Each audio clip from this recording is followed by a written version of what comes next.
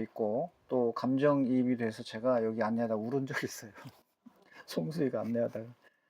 그래서 이제 지금은 이제 그러면 안 되고 송수익을 안내하다가 제가 울은 이유는 뭐냐면 동학농민혁명군과 우리의 의병항쟁을 전국을 다니면서 안내하면서 그 수많은 의병장들이 제 가슴 속에 있어요. 실제로. 그들의 삶을 현장에서 발로 쫓아다니고 연구하고 또 만주로 이어서 만주까지 쫓아가서 그분들을 찾아다녔기 때문에 그들이 어떤 삶을 살았는지 잘 알잖아요. 근데 이제 송수익의 삶을 이렇게 돌아보면 정말 안타깝죠.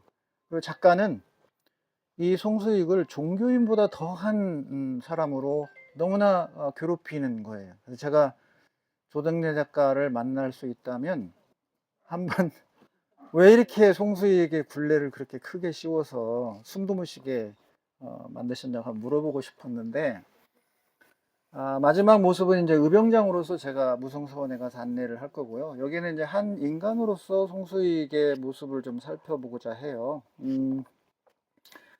사신마지기를 가지고 있는 이 중소의 지주로서 아들로서 역할을 하지만 신사고를 가졌고 신식사고와 제가 말한 스스로 혁신적인 사고를 통해서 근대의 가치인 자유, 평등 이런 인권 이런 측면에서 앞서간 인물이란 말이에요. 그런 인물로서 선구자로서 선각자로서 또는 지식인으로서의 모범을 보여주는 인물이에요. 그런데 여기에 그 유혹이 될 만한 게 여러 차례 작품 속에서 등장을 합니다. 그 첫 번째 유혹은 의병장으로서 활동하다가 산속에서 홍씨 부인을 만난 거예요. 여기 아마 읽으신 분들은 아시겠지만, 그리고 여기에 등장하는 애기 운봉 스님이 엄청 귀여워요. 운봉 스님이 엄청 귀엽다고. 그리고 재치도 있고 참 이뻐요. 어떤 모습으로 만약에 이 아리랑을 극화하거나 영화나 드라마로 한다고 할 때 운봉 스님을 누가 맡으면 좋을까 생각을 해보게 되는데, 왜냐하면 그 홍씨 부인의 아름다운 모습, 어떤 여인인지 모르지만 소양의 죽절리가 있어요. 제가 이 죽절리를 찾아냈어요. 끝내. 작품에서는 소양 어디로 말이 없어요. 근데 전주 동쪽 어디에 홍씨가 죽절리로 가 살거든요. 그래서 봤더니 실제 작가는 그 죽절리를 소양면, 전주의 동편이가 완주군 소양면인데 거기에 죽절리가 있더라고요. 그래서 실제 거리 비교한 거하고 위치상으로 이 죽절리구나 찾아냈어요. 한 가지는 신세호의 동네를 특정을 못했어요. 동네가 안 나오는데 혹시라도 여기 이제 아리랑 읽으신 분, 우리 김유선 회장님은 신세호의 동네가 어딘지 작품 속에서 한번 구상을 해보세요. 여기 외류 내촌은 아니단 말이에요. 딴 쪽에 신세호는. 그래서 남편을 잃고 이 절에 와 있던 이 홍씨가 바로 저 건너편 넌지시 등장하는 의병장, 부상당한 의병장의 얼굴을 보게 됩니다. 그런데 첫눈에 반하게 되죠. 그래서 이제 가슴앓이를 해요. 남편을 비록 보냈지만 한 사람으로서, 여인으로서 송수익은 그만큼 멋진 사람일 수밖에 없었단 말이에요. 그래서 이제 마음에 품기 시작하고 이제 운봉 스님에게 이제 물어봤겠지. 저 사람이 누구냐고 뭐 하면서 그러다가 다시 이제 집으로 시댁으로 왔다가 가짜 핑계를 대고 절에 또 가지요. 가서 이제 소문을 내 가지고 공허를 거쳐서 드디어 홍씨 부인을 만납니다. 그럴 때 이제 의병장 송수에게 이렇게 얘기를 합니다. 우리 선생님 잠깐 오세요. 가운데로. 돌아온 송수익. 돌아온 송수익입니다. 나는 홍씨. 이제 제가 이제 부끄러워서 넌지시 이렇게 보고 있습니다. 만주로 떠나는 송수익이 그 자기를 연모하고 있는 홍씨에게 뭐라고 하고 만주로 갈 것인지 소설 속이 아니라 선생님이 읽을 수도 있고 안 읽을 수도 있으니까 만주로 떠나야 돼요. 그럼 저에게 홍씨에게 한 말씀 해주시기 부탁드려와요. 자, 해보세요. 그런데 전혀 기억이 안 나고. 그러니까 이제 떠나잖아. 네. 떠나면서 이 홍씨한테 아무 말이나 해주라고. 소설로 하지 말고. 자, 한번 해보세요. 난 돌아올 사람이 아니니. 잠깐 기다리세요. 홍씨 손을 좀 잡아줘. 이렇게 손을 안 잡았던 안 잡아야지. 것 같은데, 알았어, 중에서. 알았어. 네. 자, 시작합니다. 자.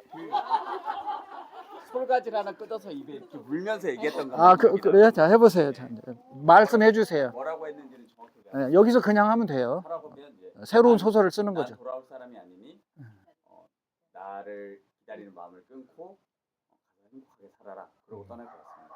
아니, 대답해 주세요. 홍 씨가 빨리 어떻게 해봐. 안 뜬지. 안 와봐, 빨리. 앉지 않잖아요 장면에서. 아니, 심판이라니까, 심판.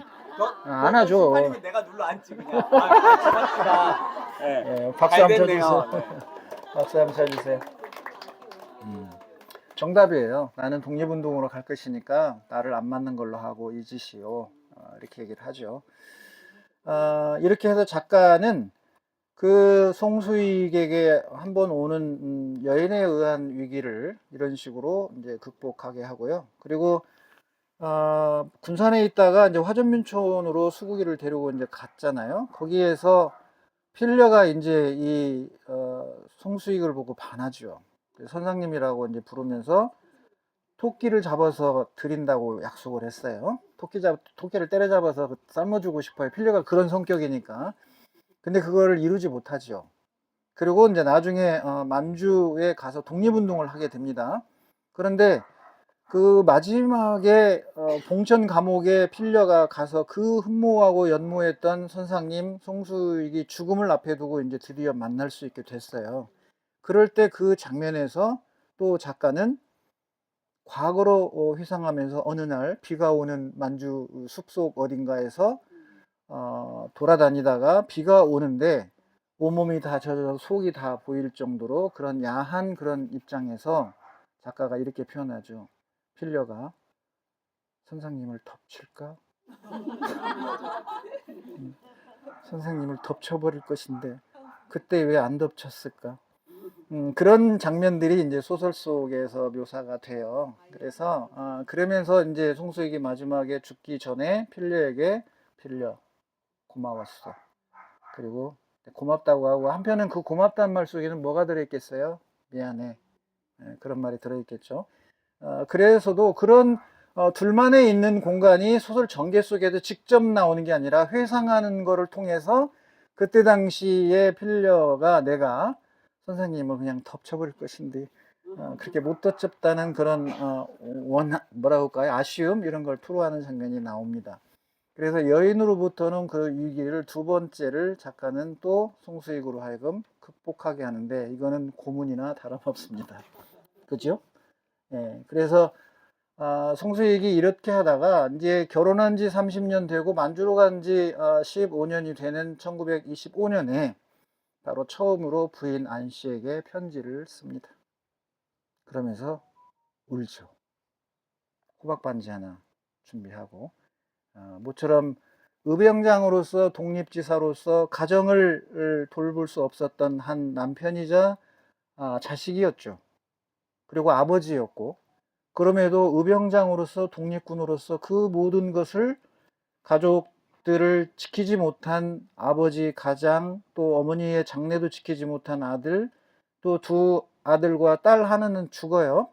소설 속에서 그 전염병 돌 때 아마 딸이 죽는 걸로 될 텐데 그 두 아들의 아버지로서의 송수익은 결국 그런 역할은 하지 못하고 큰 길이라고 하는 이 대도의 길을 가면서 못 해왔잖아요. 그러니까 그렇게 이 나라를 구하겠다는 일에 일념을 가지고 살아가면서 부인에게 대한 하지 못했던 마음 또 부인에 대한 그리움 그리고 거기에서 오는 미안함 뭐 이런 것들이 사무치면서 울면서 편지를 쓰게 되는 게 1925년이다 그런 얘기. 그러니까 인간 송수익으로서의 그런 안타까운 마음 이런 것들 그런 것들도 표현하고 또 자기로 인해서 사돈인 친세호와 그 다음에 자기 부인 그리고 아들 송중원이 전기 고문을 당했다는 얘기를 친구인 허탁이 만주로 가서 천수동의 아들 천상기를 통해서 만주에 송수익이 있는 곳을 알게 됩니다. 그래서 가서 만나서 이런 얘기를 전했을 때 송수익은 의연하게 대처를 하죠. 못 들은 것처럼. 그러나 허탁이 떠나고 난 뒤에 새벽녘에 만주벌판에 아이고 참 무릎을 꿇고 운 장면이 나옵니다. 이런 이제 송수익이 끝내 이제 관동군 폭파라고 하는 사령부의 폭파의 임무를 띠고 갔다가 체포돼서 마지막 봉천 감옥에서 이제 순국하는 걸로 나타나지 않겠어요? 그래서 1932년, 31년에 이제 이혜영 선생이 순국되는데 그 시간에 맞춰서 송수익도 소설 속에서 그 시기에 맞게 역할을 끝내고 아리랑에서 내려오게 합니다. 그래서 아리랑 12권일 때 9권과 10권에서 이 송수익의 얘기가 10권에서는 끝나는 거예요. 그래서 그 다음 역을 주인공을 끝까지 살려서 하게 참여하게 하는 게 아니라 가장 중요한 역할을 하는 송수익을 이 소설 속에서 내려오게 하고 그 다음을 이어가게 하고자 하는 의도였어요. 그래서 또다시 송중원과 송중원의 아들 송준혁에게 손자까지 이어가면서 지식인으로서의 삶을 가게 만들어주는 거죠.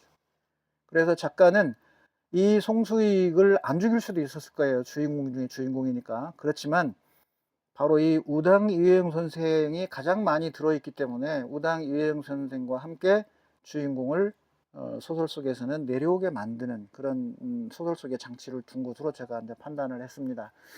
자, 이렇게 해서 우리가 송수익 집에서 한 시대를 앞서갔던 지식인의 어떤 이상형, 그리고 작가 조정래가 바라는 이 시대의 지식인들에게 어떤 모형으로 삼고자 제시하고자 했던 인물이 바로 송수익이었습니다.